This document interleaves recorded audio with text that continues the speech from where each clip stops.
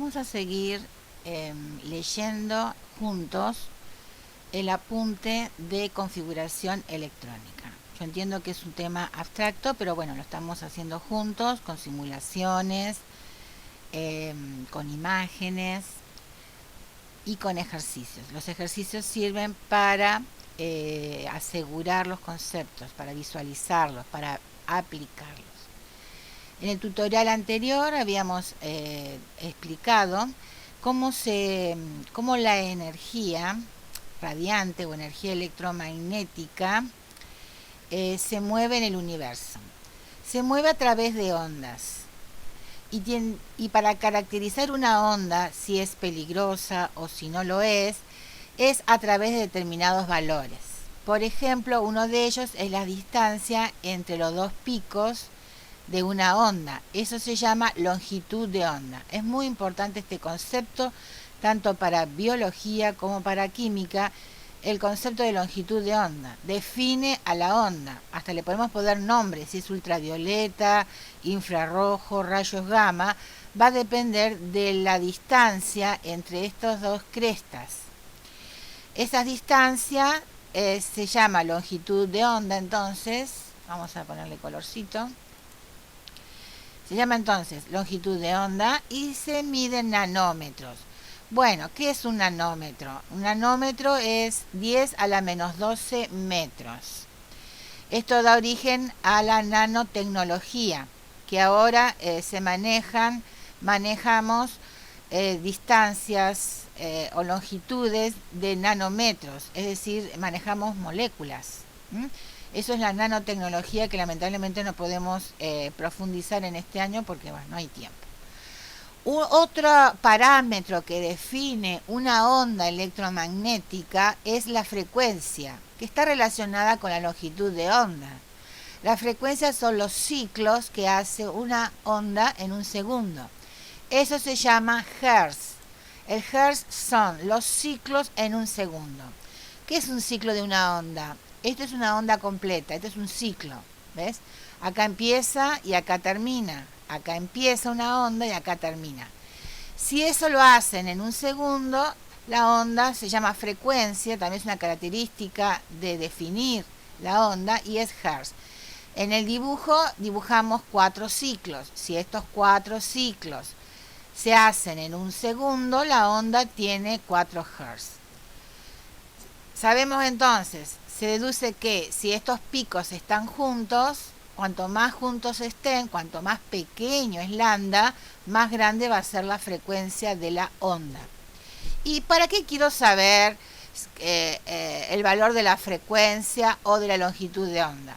Porque las ondas más energéticas y peligrosas son las que poseen mayor frecuencia, es decir, más ciclo por segundo. Bueno, esto tiene que estar en ustedes, es cultura para los profesores, tanto de química como de físico-química, de biología. Bien, habíamos visto el espectro continuo de energía, eso lo vimos en el otro tutorial, así que los voy a invitar a que vayan a verlo. Lo que dentro de esos espectros, en general, las energías no se ven con los ojos, salvo el visible, que sería que va del rojo al violeta o del ultravioleta, sí, del rojo al violeta, son los colores. Esto es la única radiación electromagnética que nuestros ojos ven. Eso también forma parte de su cultura, chicos. Bien, los otros tipos de radiaciones, el infrarrojo, el microondas, las ondas radio, recuerden, el ultravioleta, los rayos X y los rayos gamma no se ven con los ojos, aunque ciertos animales sí pueden ver el infrarrojo porque cazan de noche. El infrarrojo es la radiación que sale de los cuerpos vivos por el calor que emanan. Hay aparatos que ustedes han visto en millones de películas, cómo se ve el infrarrojo, ¿no?, de noche. Esto para recordar un poco, en la Guerra de las Malvinas, una de las razones de que hayan ganado los ingleses la pelea allá en las islas es que ellos trajeron armamento con infrarrojo.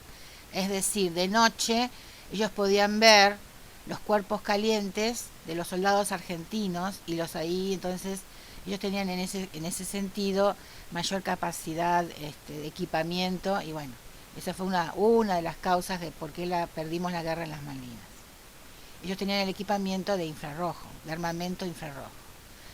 Bien, dice algo interesante sucede cuando se calientan los elementos químicos. Estos emiten radiaciones características de cada elemento y así definimos su identidad. Cada elemento tiene su propia huella dactilar, llamados espectros de emisión o de absorción. Uno es el negativo del otro.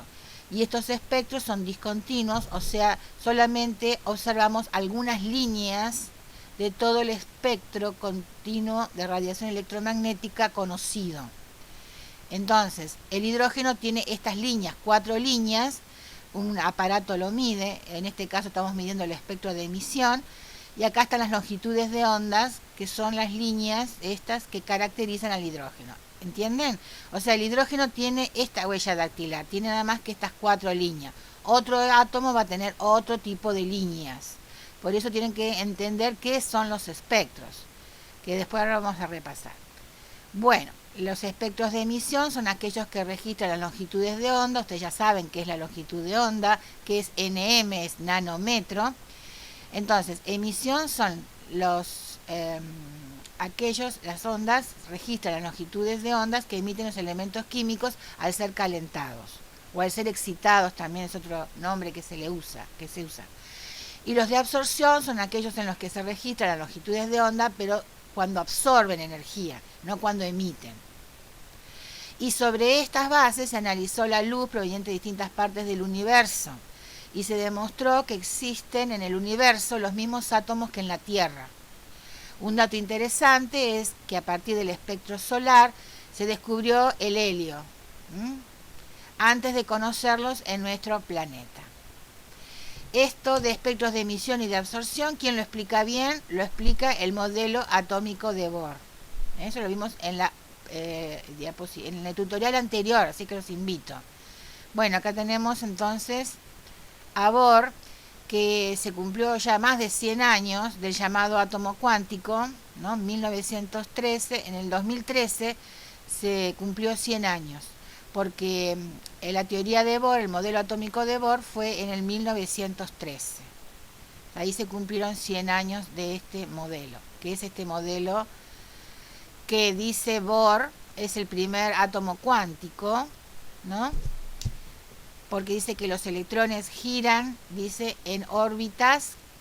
¿Qué son órbitas? Son trayectorias definidas alrededor del núcleo. Esto lo vimos en el tutorial anterior. Cada órbita corresponde a un nivel energético.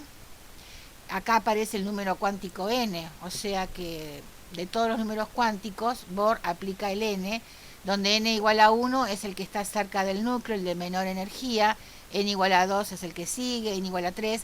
A medida que el electrón se va desplazando más lejos del núcleo, aumenta su contenido energético.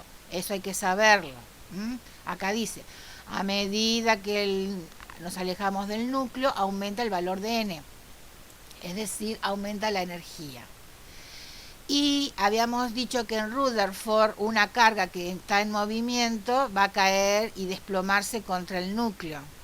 Bohr dice que no, porque la fuerza centrípeta que experimenta el electrón al moverse en una órbita es compensado por la atracción del núcleo electrón, porque recuerden que el núcleo tiene cargas positivas y estos tienen cargas negativas. Es muy importante esto, que el núcleo hace atracción, atrae por fuerzas electromagnéticas o eléctricas, positivo a fuerzas, cargas de distintos signos se atraen. Entonces el núcleo está ejerciendo una fuerza de atracción que es compensada por el movimiento o la fuerza centrífuga del electrón al moverse. Bueno, acá explica el modelo de Bohr cómo se originan los espectros de absorción. Si yo mido la absorción, la energía que absorbe este electrón, me va a dar origen a los espectros de absorción, que son estos. ¿Sí? Cuando el electrón absorbe energía, al ser calentado o al ser irradiado, salta a un nivel superior de energía, porque tiene más energía, y luego vuelve a su nivel fundamental emitiendo lo que absorbió. Entonces, si yo voy a medir lo que absorbe de energía, me va a dar el espectro de absorción.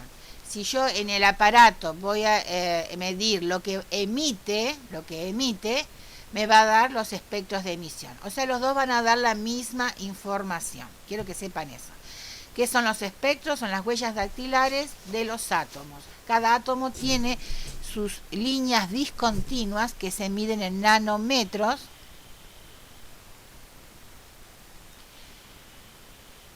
Bueno, de los postulados de Bohr se desprende una conclusión importante, que la energía absorbida o emitida no toma cualquier valor, sino valores definidos. Por eso se le define como átomo cuántico, porque la energía está cuantizada.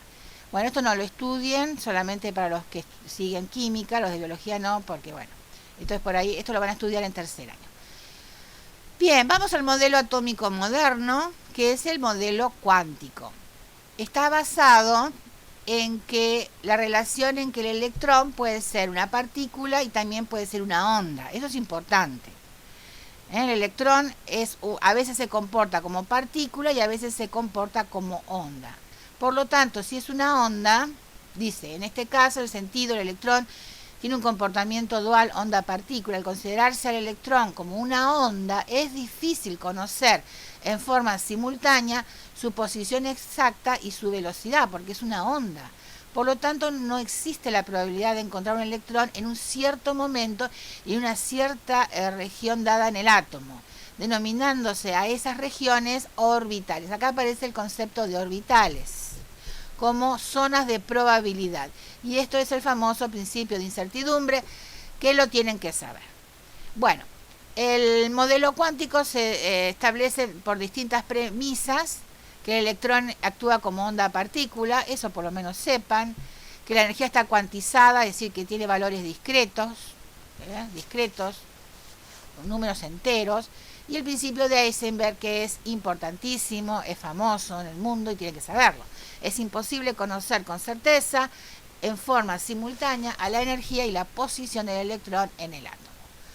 Bueno, conclusión. Como resulta imposible determinar la trayectoria del electrón dentro del átomo, es mejor definir la probabilidad. Lo que se mide es una probabilidad de que dicho electrón se encuentre en una determinada zona alrededor del núcleo. Medimos la probabilidad. Para calcular dicha probabilidad hay fórmulas matemáticas que se conocen como las ecuaciones de onda de Schrödinger. Bueno, chicos, en química es importante recordar los nombres de los científicos porque hacen parte de la historia, forma parte del contexto de la teoría química los nombres. Dalton, Schrödinger, Rutherford, así como en biología Darwin. Cuando uno dice Darwin ya sabe de qué se está hablando. Detrás de un nombre hay una teoría, hay un concepto, hay un principio, como acá en química. En química entonces tenemos Heisenberg, Bohr, Rutherford, Schrödinger. Schrödinger es importante porque al resolver sus ecuaciones químicas que determinan la probabilidad, aparecen los famosos números cuánticos, que es lo que vamos a estudiar. Bueno, esto es importante, dice, es conveniente aclarar que en la actualidad se habla del electrón no tanto como partícula, sino como onda o nube de carga negativa que ocupa un espacio alrededor del núcleo. Esto está visto en el tutorial anterior. ¿Qué es orbital? Es la zona alrededor del núcleo donde existe la mayor probabilidad de encontrar el electrón. Entonces, ojo con orbital, no confundir con las órbitas, de Bohr. Las órbitas de Bohr son estas trayectorias definidas. Ahora estamos hablando de orbitales que son nubes. Bueno, vamos a definir esos números cuánticos que aparecen en la ecuación de Schrödinger. Bien, que eso está también en el tutorial. Está el número cuántico n principal, recuerden que toma valores positivos a partir del 1. ¿Cuál es el sentido de n? N indica tanto el tamaño como la energía del electrón, en qué nivel energético está. O sea, n determina el nivel energético del electrón. Recuerden, si está más cerca del núcleo, menos energía. Cuanto más se aleja del núcleo, mayor energía tiene el electrón. ¿De acuerdo? Bien, eso es importante entonces. Por eso el electrón acá, cuando absorbe energía, salta a un n mayor. Este es el átomo de Bohr. ¿Cuál es el otro número? L. L que tomaba los valores de 0, parte de 0, y hasta n-1. Bueno, ¿cuál es el significado de n? N indica el subnivel. Y no solamente indica el subnivel, sino la forma de las nubes. ¿Se acuerdan? Si n vale 0, el orbital es el tipo S, que es esférico. Si vale 1, son los tipo P, que tienen 3 direcciones o 3 orientaciones. Cuando L vale 2, estamos en los D, que tiene 5 orientaciones. Y los orbitales, cuando L vale 3, son los tipo F, que ya tienen 7 orientaciones. Bien, estas orientaciones las define otro número cuántico, que es el M, que va de menos L a más L. Esto está todo en el tutorial de YouTube, que determina la cantidad de orbitales, que es la orientación. La cantidad de orbitales habla de la orientación. Acá hay 3 orbitales, hay 3 orientaciones. Acá hay 5 orbitales, hay 5 orientaciones. En cada orbital van a entrar 2 electrones con momentos de spin contrarios para que no se produzca la repulsión. Aparece entonces el número cuántico de spin S, que vale más un medio o menos un medio, y está indicado por flechas. Más un medio, menos un medio. Bueno, esto lo hemos visto, que el nivel 1, bueno, en el nivel 2 hay 2 subniveles, en el nivel 3, cuando n vale 3, hay 3. Esto está todo hecho en el tutorial. Y la cantidad de electrones la cantidad de electrones que entra en cada subnivel. En el nivel S entran 2, en el P entran 6, en el 10 entran 10, ¿no? La cantidad total de electrones. Y en el F van a entrar en ese subnivel 14 electrones, porque son 7 orbitales. Bueno, acá quiero que vean la foto. Si se pueden sacar fotos de los átomos, díganles a los chicos que sí. Recién ahora se pueden sacar fotos de los átomos. Esta es una molécula orgánica, que ustedes no conocen todavía, pero cuando le han podido sacar fotos a través de un microscopio, usando electrones, se ha visto lo más cerca de una molécula es esto. Como ven, lo que se observan son nubes. Son nubes, porque nunca vamos a ver el núcleo está muy alejado. ¿Se acuerdan que el núcleo es un sorbete en el centro de un estadio de fútbol? Y que los electrones o las nubes están en las gradas. ¿Y qué hay entre las gradas y ese sorbete? Espacio vacío. Por lo tanto, esto es lo que vamos a poder sacar fotos. No va a haber nunca más una foto más próxima a las moléculas y a los átomos. Vamos a ver nubes. Somos nubes de electrones. Bien, acá está la explicación de por qué cada átomo tiene su espectro de emisión o de absorción característico. ¿A qué se debe? Fíjese que yo acá puse los niveles. Este es los niveles 1, el nivel 2, el nivel 3, con los distintos subniveles. Fíjese cuando pasamos al litio, que tiene 3 electrones, cómo esos subniveles y niveles se desordenan. Fíjense el sodio, que tiene 11 electrones, se desordenan más. Este desorden que hay hace que las distancias entre los niveles energéticos cambien. Esto da origen a la huella digital, a los espectros de absorción o emisión. Vimos también cómo se llenan los electrones a través de las reglas de las diagonales, que hay que respetar.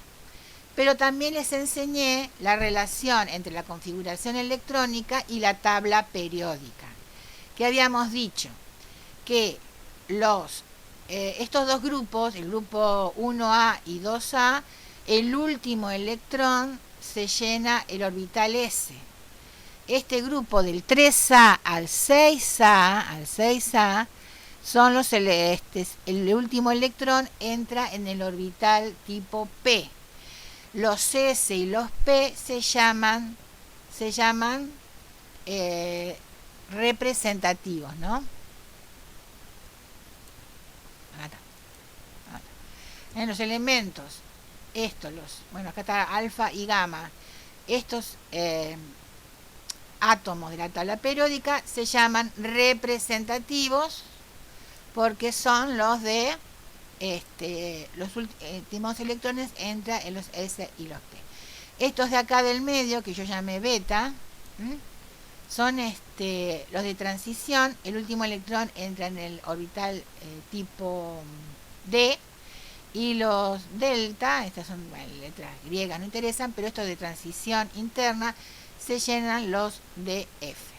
¿Bien? ¿Se acuerdan que yo les enseñé otra manera? Es decir, o aplican la regla de las diagonales, que no entienden por qué es esto así, o aplican el ordenamiento de la tabla periódica, así se ubican, por qué están orientados. Una de las aplicaciones que se hace de la tabla periódica es determinar la configuración electrónica de los átomos. ¿Qué hicimos en la diapositiva anterior? Dijimos que la configuración electrónica está formada por los electrones internos que coinciden con los gases nobles. ¿Sí? Eso lo vimos en la diapositiva. Estos electrones que coinciden con el gas noble nunca participan en las reacciones químicas, pero la configuración electrónica externa sí participan en las reacciones químicas. Por eso los electrones hay que identificar cuáles son, porque determinan las propiedades químicas de los elementos. ¿Cuáles son? Los electrones de la configuración electrónica son los electrones más externos del átomo, que son los que pertenecen al orbital S y P, falta acá escribir, S y P, del último nivel energético, y los D y F incompletos. Bien, bueno, acá hay un tema que no hemos vimos y ya terminamos vieron que no es tan difícil, es abstracto pero no es difícil, es complejo pero no es difícil. Hay excepciones de la regla de las diagonales. Bien, si nosotros vamos aquí al cobre, teóricamente el cobre sería argón 4s2 3d9. Y si ustedes se fijan en la tabla periódica, que ahora mismo se fijan en la tabla periódica, vayan al cobre en la parte de adelante y les va a aparecer esta configuración electrónica. 4s1 3d, acá falta el d, 3d10. ¿Qué pasó acá? ¿Por qué un electrón del S pasó al D? ¿Ven? Vamos al cromo. El cromo tendría que tener, de acuerdo a las reglas de las diagonales, esta configuración electrónica, 4s2, la configuración electrónica externa. Fíjense que está la interna que no se toca. Pero cuando vamos a la tabla periódica, me figura otro número, 4s1, 3d5. O sea, el electrón del S pasó al D. ¿Qué pasó acá? Dice, la razón de estas desviaciones es la tendencia que presentan estos átomos de tener los subniveles P, D o F completos o semicompletos, dándoles mayor estabilidad al átomo. Entonces, el 3D tiene que estar completo con un electrón más. Por eso salta un electrón del S al D, para que esté completo. Parece ser que si está completo, este átomo, el cobre, tiene menor valor de energía. Fíjense acá, el D, para que esté semicompleto, es decir, en la mitad de 10,5, va a saltar un electrón del S al D, porque parece ser, eso se vio experimentalmente, que si está semicompleto, el cobre, el cromo en este caso, va a tener menor energía que esta configuración. Son excepciones de la regla. Fíjense que también pasa con la plata y con el oro. ¿De acuerdo? Es decir, que es preferible. Si falta un electrón para que se complete, pasa a esta configuración electrónica. ¿Ves? Puede estar completos o semicompletos, porque tienen menor energía. Otras irregularidades en las configuraciones electrónicas que no cumplen exactamente con la regla de las diagonales aparecen con más frecuencia cuando mayor es el número de electrones, ya que los niveles de energía de números cuánticos mayores de 5, si cuando n es mayor de 5, difieren muy poco entre sí y se hacen muy importantes los entrecruzamientos entre los niveles. Se empiezan a entrecruzar. Por eso lo vamos a dejar. Entonces, no hacemos todas las configuraciones de todos los electrones de la tabla periódica porque se hace más complejo. A partir de n igual a 5, nivel 5, periodo 5, difieren muy poco los niveles energéticos y hay mucho entrecruzamiento entre los niveles. Bien, vamos a ver estos ejercicios. A ver, para poder fijar conceptos. Y terminamos con este bendito, con esta teoría de la configuración electrónica y pasamos a otro tema. Mucho más fácil, este es bastante complejo. Decir si es verdadero o falso. Dice, para caracterizar completamente un electrón 3p es suficiente conocer el valor del número cuántico m. ¿Falso o verdadero? Bueno, los números cuánticos para un orbital son estos tres. Tengo que conocer estos tres. N, L y M. N, nivel de energía, qué subnivel está y qué orientaciones tiene. Y si después conozco el spin, si es para arriba o para abajo, defino el electrón. Acá dice que para caracterizar un electrón, acá tenemos los 3p. ¿Es cierto que cualquier electrón lo caracterizo con el spin? No. Yo no sé si está acá el electrón, si está en la casita cuántica del medio, o si está en la casita cuántica de la derecha. Puede estar en la izquierda, en el medio, en la derecha. Con el spin sé si está abajo o hacia arriba, si es más o menos, más un medio o menos un medio, pero no te dicen en qué lugar está. ¿Entienden? ¿Qué falta conocer entonces? Cuando te dicen 3p. 3p es estos tres. ¿Qué te falta conocer? ¿Cuánto vale m? Es decir, ¿en qué lugar va a estar? ¿Acá, aquí o acá? Por lo tanto, esto es falso. No es suficiente. No es suficiente con saber si va para arriba o para abajo la flecha. Sino hay que saber en qué orientación está. ¿Quién le da la orientación? El número cuántico m.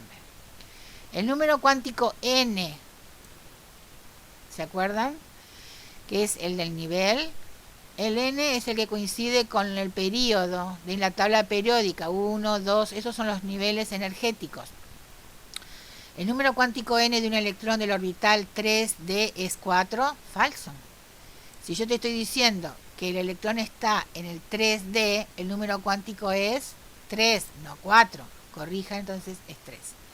Los dos últimos electrones de la configuración electrónica del carbono solo difieren en el valor cuántico de m. ¿Verdadero o falso? Muy bien, vamos al carbono. Vamos a la tabla periódica y está aquí el carbono. Pueden aplicar la regla de las diagonales o mirar la tabla periódica y sacarla como yo les enseñé. Recuerden como yo les enseñé, vamos hacia atrás a buscar el gas noble que le corresponde al carbono, que en este caso es helio. Estos electrones no se tocan. Ahora, a partir del helio, vamos bajando para encontrar el carbono. 2s2, ¿ves? 2s2, acá no hay nada, y acá tenemos 2, porque estamos en el nivel 2, p, ¿cuánto? 2, 1 y 2. Ah, puse 3, no, es 2. Acá estamos aprobando, ahí está, 2. Muy bien. ¿Quiere decir que tiene 2? No, tiene. Vamos a sacar este. Bien, dice que estos dos electrones difieren en el número cuántico m. ¿Es cierto? Sí, fíjate, porque están en el 2p. Los dos están en el 2p. Sí. Los dos tienen spin positivo más un medio. Sí. ¿En qué difieren? En el valor de m. Uno está en menos un medio y el otro en menos 1 y el otro está en 0. Porque hay una regla que no quise enseñarles más porque no podemos, que cuando se van llenando los electrones en un orbital, primero se llenan todos los que tienen el mismo spin, ¿sí? Llenamos uno en cada orbital y después recién llenamos el spin opuesto. Pero esto no lo quise enseñar porque ya hay mucho lío. Los tres orbitales 2p, solo difieren en el valor del número cuántico m. Sí, verdadero. Menos 1, 0 y 1, que son las orientaciones. Los orbitales tipo D o F completos no forman parte de la configuración. Sí, no forman porque están completos. Eso es verdadero. Si estuvieran completos, sí formarían. Vamos al 7. Si el último electrón entra en un orbital P o S, se llama de transición. Falso. Se llaman representativo. Si el último electrón entra en un orbital tipo D, se llama elementos representativos. Falso. Se llaman de transición.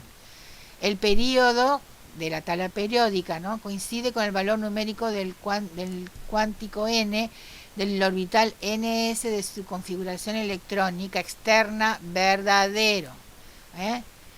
Estos periodos corresponden al orbital s de la configuración electrónica externa. Eso ya lo hemos visto. Bueno, otro ejercicio: determinar la configuración electrónica externa del elemento X sabiendo que forma con el azufre este compuesto, azufre X3. Y te dice que el número total de protones de la molécula es 40. Bien, ustedes recuerdan que la cantidad de protones es la identidad.